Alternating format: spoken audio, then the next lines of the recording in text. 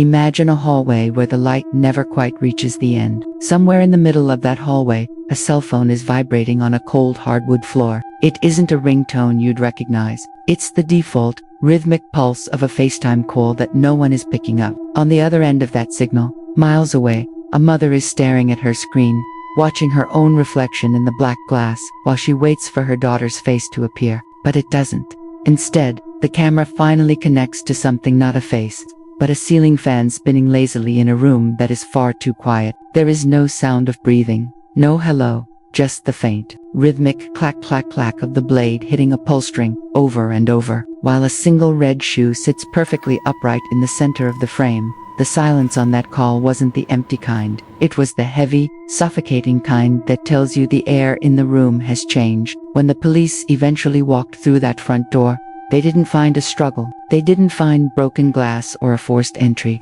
They found a house that looked like a museum of a life interrupted. A pot of water was still lukewarm on the stove, and a laptop was open to a half-finished email about a promotion. Everything suggested a woman who expected to be right back. But as they moved toward the bedroom, they noticed something that made the lead investigator stop in his tracks. Every single mirror in the house, from the grand vanity in the master bath to the small compact in her purse, had been covered with heavy, black duct tape. The town of Oakhaven wasn't the kind of place where people disappeared, which made Sarah's sudden absence feel less like a crime and more like a glitch in reality. She was the person who sent good morning texts at 7 a.m. sharp and never missed a shift at the library. When her car was found parked at the edge of a local trailhead, the community assumed a hiking accident, a tragic slip on the damp shale. The driver's side door was unlocked, and her keys were still in the ignition, dangling like a pendulum. There were no footprints leading into the woods, just a single, muddy handprint on the rear window that looked less like someone grabbing for balance and more like someone waving goodbye from the inside. Search parties spent 72 hours combing the dense brush, their flashlights cutting through the fog that seemed to permanently settle over the valley that week. They found nothing, no clothing, no scent for the dogs, no signs of a struggle. It was as if Sarah had simply evaporated into the humid air. But when the tech team finally cracked the encryption on her home security system, they found something that didn't fit the lost hiker narrative. At 2:14 a.m. on the night she vanished, the front door camera recorded Sarah walking out onto her porch. She wasn't running, and she wasn't scared. She stood there for 10 minutes, staring directly into the lens, whispering a string of numbers that meant absolutely nothing to the people who loved her.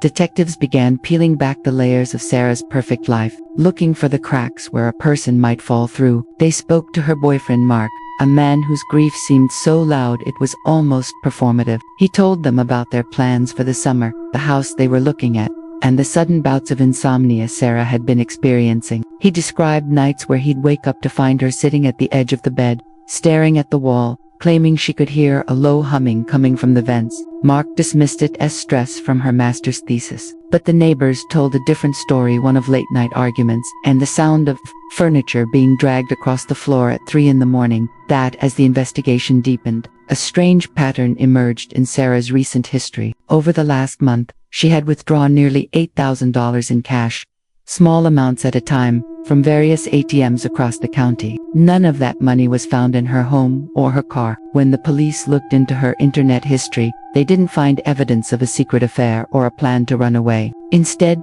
they found hundreds of searches for frequency interference, sleep paralysis, and how to hide from a thermal camera. She wasn't preparing for a new life. She was preparing for a siege. The girl everyone thought was the pillar of the community was living in a world of invisible shadows. The first breakthrough came from a source no one expected, a local locksmith who remembered Sarah coming into his shop 2 weeks before the disappearance. He told police she was frantic, not because she had lost her keys, but because she wanted the locks on her interior doors reversed. She wanted to be able to lock herself inside the bedroom, but she also wanted the ability to lock the basement from the outside. The locksmith recalled how her hands shook as she paid him in crumpled $20 bills. She kept looking over her shoulder at a black SUV idling in the parking lot, a vehicle that the locksmith realized later didn't have a license plate. When the police returned to Sarah's house to examine the basement, they found the new locks exactly where she had requested them. The basement was a concrete shell, cold and damp, but in the far corner, Behind a stack of old moving boxes, they found a small, makeshift crawlspace that had been lined with acoustic foam. Inside the foam-lined box was a sleeping bag, a flashlight, and a notebook filled with dates and times. Each entry was a log of the humming Sarah had mentioned to Mark. The entries didn't describe a sound, though they described a person. "He's in the walls again," the last entry read. "He thinks the tape on the mirrors will stop me from seeing him, but I can hear his breathing in the drywall." The man in the walls theory was initially dismissed as a mental health crisis, a tragic descent into paranoid schizophrenia. The police searched the crawlspaces and the attic of Sarah's home, but the architecture was standard, with no hidden rooms or secret passages. However, the lead detective couldn't shake the black SUV the locksmith had mentioned. He began pulling traffic camera footage from the surrounding intersections, tracing every dark vehicle that had passed Sarah's street in the weeks leading up to the FaceTime call. That's when he noticed a chilling coincidence. The same black SUV appeared in the background of Sarah's photos going back nearly 2 years. It was in a graduation photo from her college, parked in the distant lot. It was in the background of a selfie she took at a coffee shop 3 towns over. It was even there in a grainy photo from her sister's wedding in another state. Sarah wasn't being followed by a stalker. She was being archived. Someone had been documenting her life with the precision of a scientist watching a specimen under glass. The detective realized that Sarah hadn't been losing her mind. She had been the only one paying attention. The humming wasn't a hallucination. It was the sound of a high-gain microphone hidden somewhere, so close that she could feel the vibration of the electronics. The focus of the investigation shifted abruptly back to Mark, Sarah's boyfriend. On the surface, he was a technician for a high-end home security firm, the kind of job that gave him access to advanced surveillance equipment and the knowledge of how to bypass it. When police executed a search warrant for his personal workshop, they didn't find Sarah, but they found something that made the air in the room turn to ice. Mark had a digital twin of Sarah's entire life. He had thousands of hours of audio recordings from inside their home, captured through a series of microphones he had wired into the electrical outlets. He wasn't just listening to her, he was playing sounds back to her through hidden transducers to see how she would react. Mark was taken into custody for questioning, but he sat in the interrogation room with a calm, almost bored expression. He admitted to the surveillance, calling it a safety measure to protect the woman he claimed was becoming increasingly unstable. He told the detectives that the humming was just the old pipes, and that Sarah's notebook was proof of her deteriorating mental state. He denied any involvement in her disappearance, claiming he was at work when she vanished. His alibi was ironclad, backed up by GPS data from his work truck and time logs from the security firm's server. He looked the lead detective in the eye and said, "You're looking for a monster, but I was the only one trying to keep her grounded."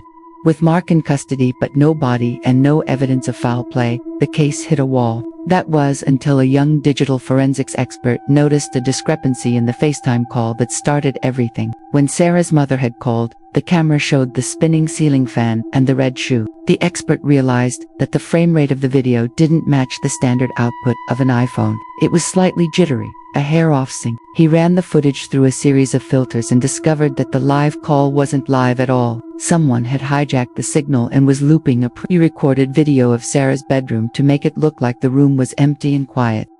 This meant that while the mother was staring at that spinning fan, something was happening in that room. More had already happened that the loop was designed to hide. The police rushed back to the house, this time with a thermal imaging camera and a team of structural engineers. They ignored the walls and the attic, focusing instead on the floorboards. Sarah had been seen dragging furniture across. Underneath the heavy mahogany dining table, they found what Sarah had been trying to cover up. There was a seam in the wood, so fine it was invisible to the naked eye, leading to a hydraulic lift system that had been installed during the house's renovation a year prior. The lift led down into a second, deeper basement, a soundproofed bunker that hadn't appeared on any of the town's blueprints. It was a cold, clinical space filled with monitors, most of them showing live feeds from other houses in the neighborhood. The detectives realized with a jolt of horror that this wasn't just about Sarah. Mark's surveillance network extended to half the street. But in the center of the room, there was a single chair with leather restraints, and next to it, a small table holding Sarah's missing $8,000 in cash, neatly stacked. There was also a tray with a half-eaten meal, still fresh, suggesting that Sarah had been here very recently. The most disturbing discovery in the bunker wasn't the chair or the cameras, it was the audio setup. Mark had been using a series of specialized speakers to project infrasound frequencies so low they can't be heard by the human ear, but cause intense feelings of anxiety, sorrow, and the sensation of being watched. This was the humming Sarah had felt in her bones. He had been literally engineering a haunting, driving her into a state of total psychological collapse. But Sarah wasn't in the bunker. The only thing left of her was a final note taped to one of the monitors. It was written in her handwriting, but the message was chillingly brief. I found the exit he didn't build. The search moved to the woods behind the house, specifically to an old, abandoned well that had been capped decades ago. Divers went down into the dark, freezing water, expecting to find a body. Instead, they found a waterproof bag containing Sarah's clothing, her phone, and a second notebook. This notebook wasn't filled with panicked scribbles. It was a tactical manual. Sarah had figured out Mark was watching her months ago. She realized that if she acted crazy, he would focus on his experiment and feel superior, which would make him careless. The breakdown she had in front of the porch camera was a coded message to her sister, a series of coordinates for where she was going to hide.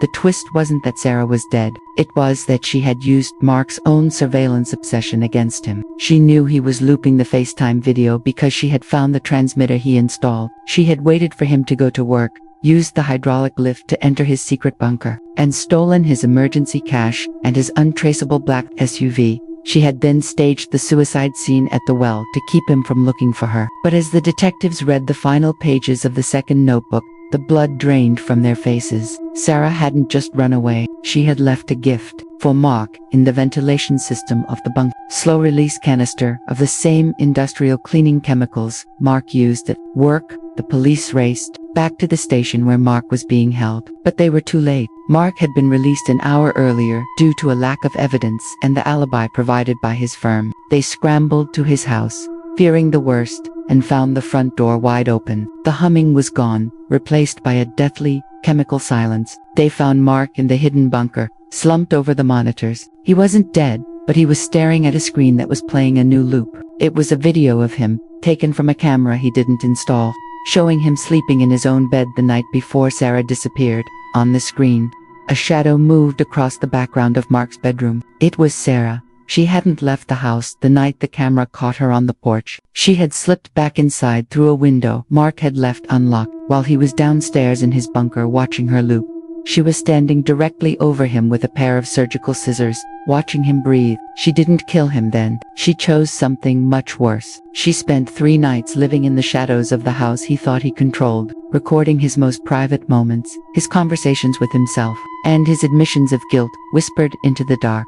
The full truth was finally revealed when the police checked the outbox on Mark's own server. Sarah had programmed it to blast every recording, every video, and every piece of evidence of Mark's voyeurism to the entire town, his employers, and the FBI at exactly the moment the chemicals in the bunker took effect. She had stripped him of his anonymity, his career, and his freedom using the very tools he used to trap her. When the detectives finally located the black SUV, it was abandoned at a bus station 3 states away. Inside was a single red shoe, placed neatly on the driver's seat, and a note that simply said, "Now you know how it feels to be watched." Sarah was never found. Some say she's living under a new name, finally enjoying the silence she fought so hard to reclaim. Others believe she's still out there, a ghost in the machine, keeping watch over those who think they can hide their sins behind closed doors. Mark remains in a high-security psychiatric ward, paralyzed by the terror that every vent, every mirror, and every flickering light is a camera lens focused on him. He spends his days covering his eyes, screaming at the walls that he knows she's still there, waiting for him to blink. The loudest sound in the world isn't a scream. It's the silence of a house that knows exactly what you've done. Sometimes, the only way to escape a monster is to become the shadow he's afraid of. Well.